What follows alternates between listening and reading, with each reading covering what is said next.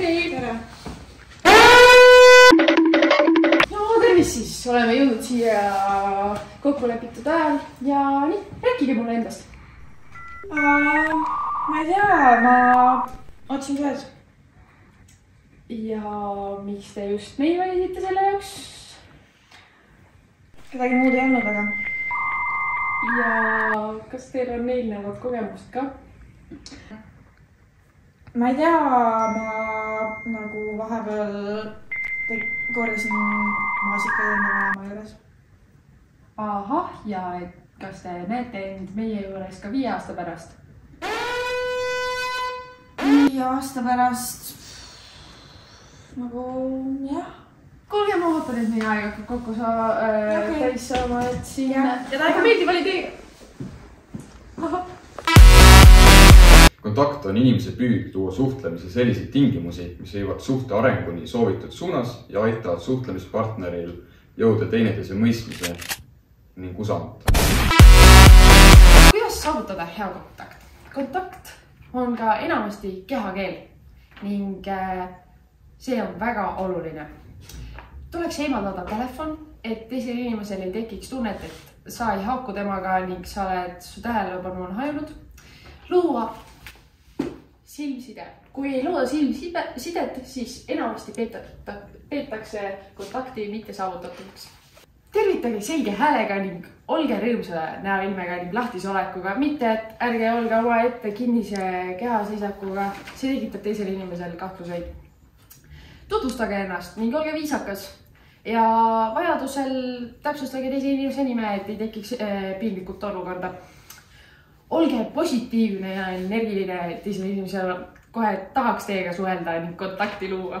Aga kindlasti ärge kiirustage, et kõik oleks ikkagi arusaadav ning te saaksite samadest asjadest samamoodi aru. Kasutage situatsioonile mittesõnalisi samasuguseid või sobilikke signaale. Et kui te räägite näiteks kellegi surmast, siis ärge kasutage siukseid slängi kätte märke. Vähemalt minu soovitus. Ning suhtlusvalmiduse suurendamiseks kasutage nii-öelda ukseavajaid, mis on siis, et kuidas sul läheb, kõige tavaline. Ja see juba avad siis teekonna teie suhtlusesse. Tervist! Meeldi tutvuda. Rõõmu minu poolne. Ma ei mies ümber. Istume koha ja vist. Oleme jõudnud siia kokkulepitud ajal ning rääkige mulle endast. Jaa, ma hetkel tulen otse ülikoolist ja mõtlesin, et ma sooviks endale leida tööd ja mulle tundus, et just teie tööpakkumine kuidagi tõmbas mind või ma kuidagi olin tõmmatud teie selle tööd. Oskate öelda ka, et miks täpsemalt või? Ma arvan, et teie, mis te pakute siin, kutsub mind väga palju kui inimesena. Ehk siis ma sooviks just seda teha, mida teie siin pakute mulle. Ja see lihtsalt ma kujutan ette ennast seal töös, või selle tegevusega tegemas. Ja. Vabandage, ma teen edasi ka märkmeid, kui teile see sobib. Selge, jaa, sobib. Nii, ja kas näete end ka siin 5 aasta pärast? Mina kindlasti näen ennast ka 5 aasta pärast siin ja ma loodan, et ka teie näete mind siin 5 aasta pärast. Aga ma arvan, et see vestlus on räägitud ning loodan teid siin veel edasi näha. Jah, selge. Aitäh! Nägemist. Nii, milleks on kontakt tähtis?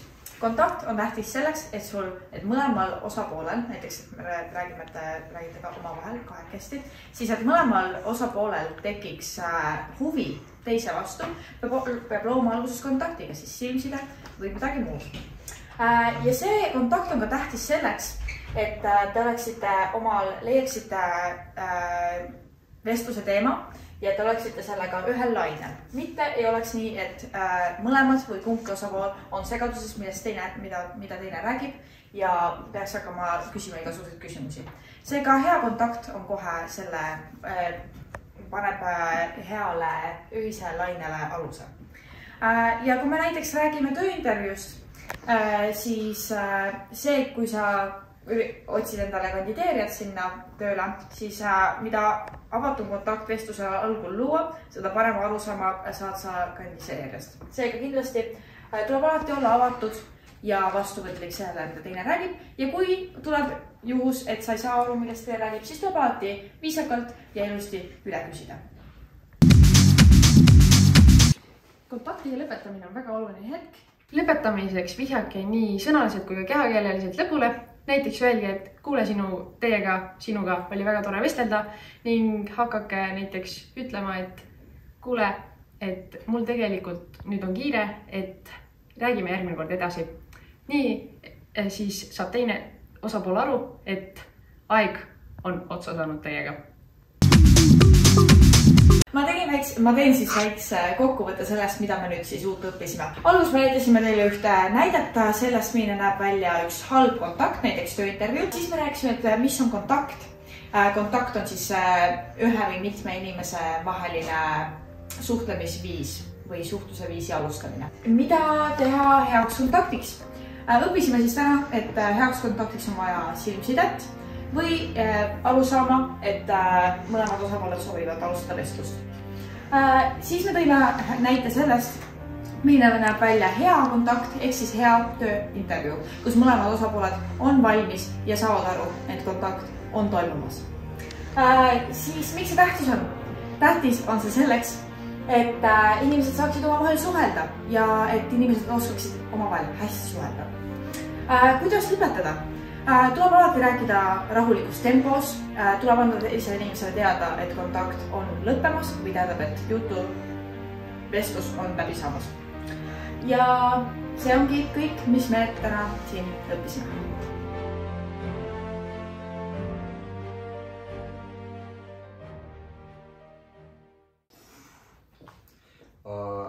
Kontakt on